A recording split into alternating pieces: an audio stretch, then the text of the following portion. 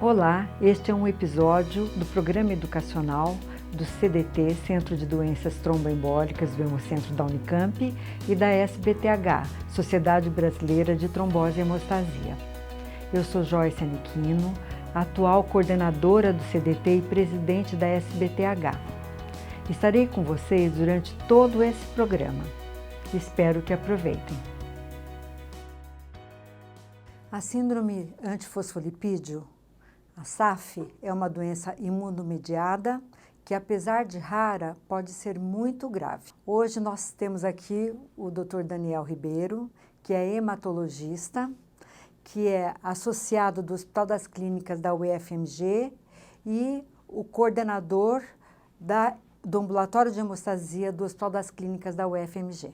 Bem-vindo, Dr. Daniel. Oi, Joyce, obrigado, menina, pelo convite aí, a gente está conversando sobre esse assunto aí. Difícil. Então, eu gostaria que você nos falasse quando que nós devemos ou precisamos pensar no SAF, que é mesmo um não especialista, quando ele deve pensar nessa doença e indicar até para um serviço especializado para uma pesquisa mais detalhada. Essa pergunta é excelente, né, Joyce? Assim, acho que a grande dificuldade que a gente tem quando a gente tem um paciente com... Vamos começar pela trombose, né? Que talvez seja a manifestação clínica mais comum da SAF. É um paciente com trombose que a gente precisa decidir o que a gente vai investigar, né? E aí a gente vai voltar naqueles princípios que foram discutidos lá atrás sobre a gente estar investigando eventos que são não provocados, quer dizer, que não tiveram nenhum desencadeante. De preferência em pacientes mais jovens, né? Porque a gente sabe também que vai ser mais prevalente nessa faixa etária, a síndrome fosfolipídica. E se a gente tiver algum outro comemorativo, né? Um paciente que tem uma plaquetopenia leve, um paciente que tem um levedo reticular, muitas vezes um paciente que está em investigação de doença autoimune ainda sem ter fechado o diagnóstico, né? Lembrando que a gente pode ter a SAF primária ou secundária, então algumas vezes a gente pode estar falando de um paciente que já tem uma doença autoimune e que faz um evento tromboembólico. E aí acho que para esse paciente fica bem claro a necessidade de a gente estar investigando a SAF, né? Mas eu acho que é claro que a gente não precisa de investigar a SAF em pacientes que têm claramente eventos tromboembólicos provocados, né? E provocados por eventos maiores, pós-operatório, mobilizações prolongadas, pós-cesariana. Eu acho que é mais fácil a gente falar em quem a gente não precisa estudar do que em quem a gente precisa estudar. Mas no meu dia a dia, o que eu faço é associar essas coisas, né, de eventos não provocados em pacientes jovens e sempre busco comemorativos que podem estar associados. Levedo reticular, plaquetopenia, alargamento de TTPA, que às vezes a gente acha algumas vezes. Tá ótimo. E uma outra questão, qual a maior dificuldade que nós temos para um diagnóstico de SAF? A parte laboratorial está longe de ser simples, né, Joyce? A gente sabe que as sociedades, diversas sociedades, tentam padronizar como fazer esse diagnóstico, mas isso é extremamente complicado, né? Eu vou fazer uma explicaçãozinha breve, bem breve mesmo, de como é que a gente busca, mas eu acho que a grande dificuldade que a gente tem é realizar o teste do anticoagulante lúpico, né? Ele é um teste que ele é compreendido por 3 fases, né? Então, uma fase de triagem, uma fase de mistura e uma fase de confirmação. E, obrigatoriamente, a gente precisa de fazer essas 3 fases com ativadores diferentes, sendo que um deles precisa de ser o veneno de vírus de Russell e o outro pode ser ou acílica ou ácido elágico. Os dois são aceitos, né? Esses são exames coagulométricos, e por serem coagulométricos, eles vão ter um coeficiente de variação do teste já muito grande. E a gente tem uma variação enorme dependendo do reagente que a gente usa e dependendo do equipamento que está lendo o teste que a gente tem, tá? Então a gente tenta padronizar, a gente tenta fazer, na verdade, uma razão, né? Uma razão entre o exame do paciente e o controle, que dessa forma a gente tira algumas variáveis como reagente, como leitor, na tentativa de harmonizar esse teste entre vários laboratórios, né? Mas isso está longe de ser solucionado, esse problema está longe de ser solucionado, e a gente precisa de buscar laboratórios que descrevam para a gente essas fases, né? É muito comum a gente encontrar resultados de anticoagulante lúpico simplesmente positivo ou negativo. Eu acho que isso não é esclarecedor para a gente. E quando a gente passa para os testes imunológicos, aí a gente está falando de cardiolipina, IgG, IgM, ou anti-beta-2 glicoproteína 1, IgG, IgM, a gente também tem problema. Também são testes pouco harmonizados existe uma variação muito grande intralaboratorial entre os laboratórios, dependendo dos kits que estão sendo utilizados, né? E a gente tenta também separar esses testes em moderadamente positivos ou fortemente positivos, o que é um problema porque dificulta ainda mais a padronização. A gente sabe que essa padronização existe quando a gente utiliza o ELISA, mas a gente não sabe se essa padronização existe quando a gente usa outros métodos, por exemplo, quimiluminescência, e que são métodos mais automatizados do que o ELISA, né? E aí, temos que lembrar ainda que se a gente tem um resultado positivo, obrigatoriamente a gente precisa repetir esse teste daí a 12 semanas e precisamos ter o mesmo teste alterado no primeiro exame, ele tem que se repetir para a gente poder pensar que aquilo ali é um anticoagulante ou uma síndrome fosfolipídica presente. E Daniel, uma vez fechado o diagnóstico do SAF, existe algum tratamento específico para a doença? Ótima pergunta, né, Joyce?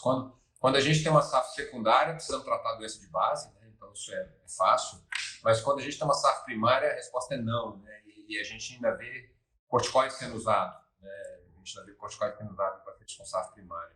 Então acho que é importante deixar isso muito claro, que não existe, né? E, na verdade, não existe nenhum benefício em usar nenhum tipo de imunossupressor nesses pacientes com SAF primária, né? Se ela é secundária, vamos tratar a doença de base, mas que muitas vezes não vai negativar a presença do anticorpo, né? Vai desinflamar o paciente, mas não necessariamente vai negativar a cardiolipina ou o anticoagulante, né, presente.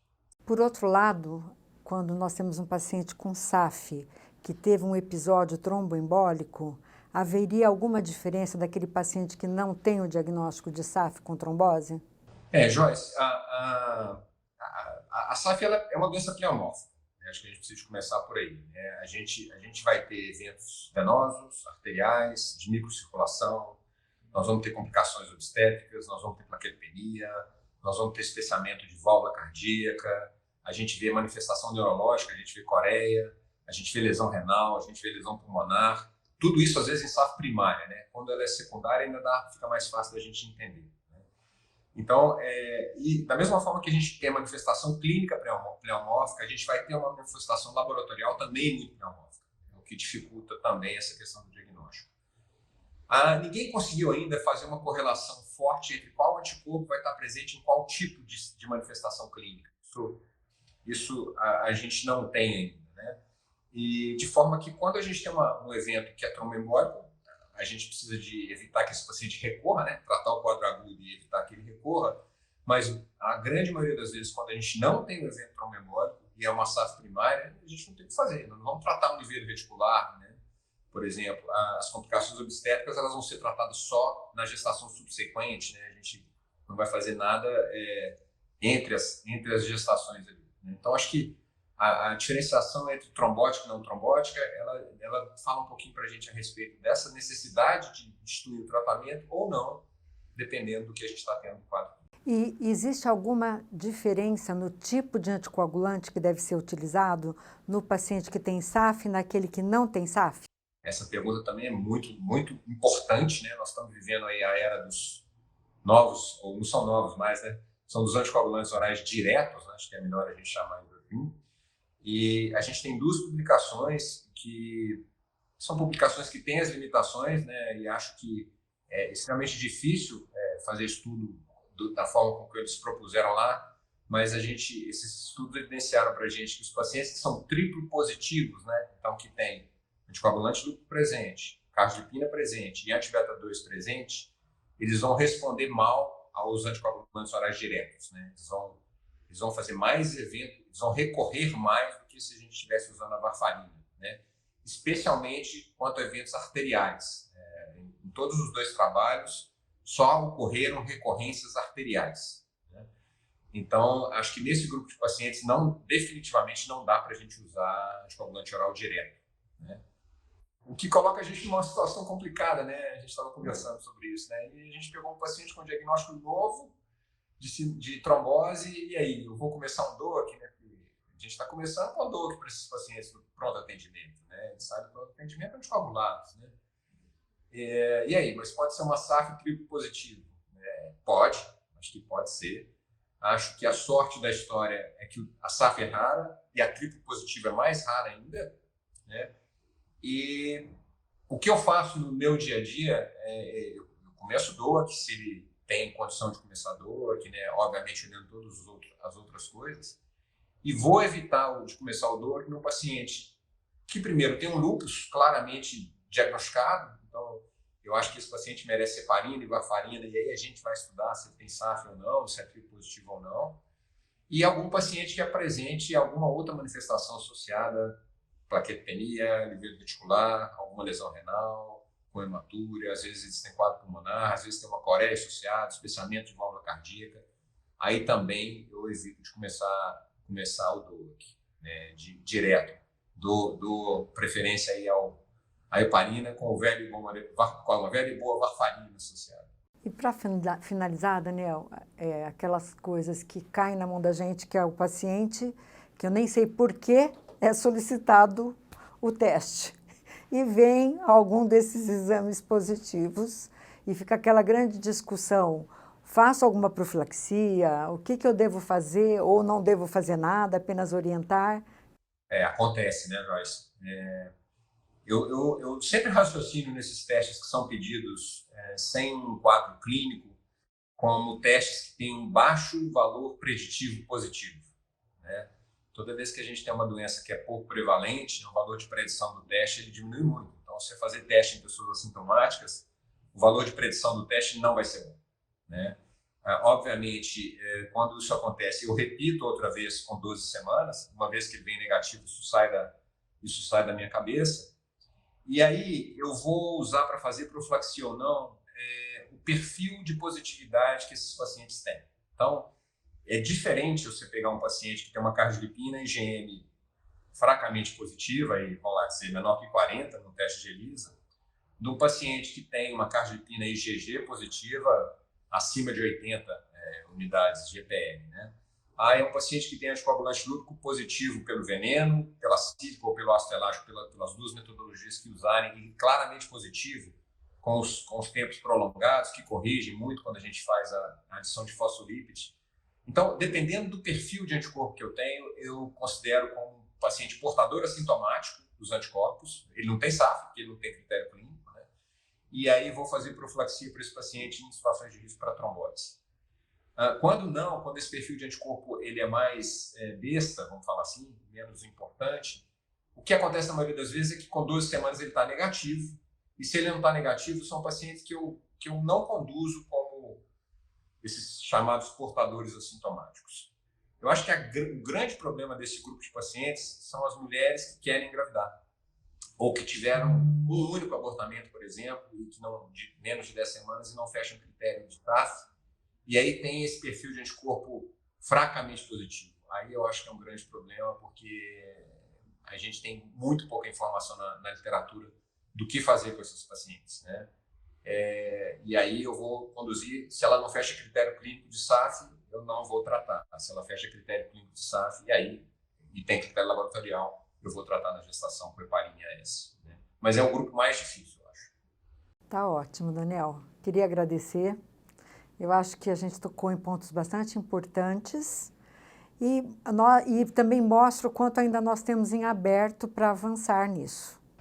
Acho que sim, acho que tem muito estudo aí pela frente, né, de uma síndrome clínica difícil e importante, né, Joyce? Quando ela realmente está presente, ela é um problema, né? Se ela for mal conduzida, ela realmente traz problema para a vida das pessoas. Obrigada, Daniel. Obrigado a você, super obrigado. Se você gostou deste episódio, não deixe de compartilhar com seus colegas. Outros episódios estão disponíveis no site do CDT e da SBTH. Aproveitem!